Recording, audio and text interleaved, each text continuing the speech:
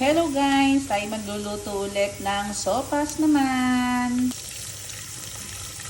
Ayan, nakapag-gisa na tayo ng sibuyas at bawang. Lagyan lang natin ng tubig. Mainit yung tubig na yan. Galing sa gripo. Tama na yan.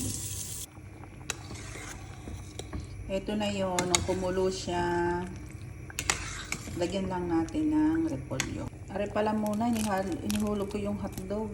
Ihulog din natin ang ating repolyo. Isabay na natin, madali namang maluto yung ating hotdog. Are na, kumukulo na.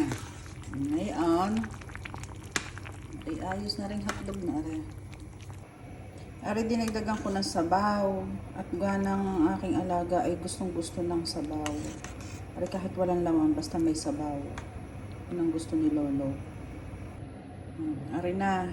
Are pinatay ko na ang apoy ha. At ganang lalagyan ko na ng gatas. Garni akong maglagay ng gatas sa sopas at ganang para hindi naluluto ang gatas. Yan. Kasi pag naluto yung gatas, ay magbubuo-buo yan. Hindi na magandang sopas yan. Yan. Dagdagan pa natin ha. Okay. So, sa ngayon, tama na muna yung gatas dahil aapaw na siya. Maliit kasi yung pinaglutuan ko. Kasi dadalawa naman kaming kakain nito. Okay. That's all. Bye-bye.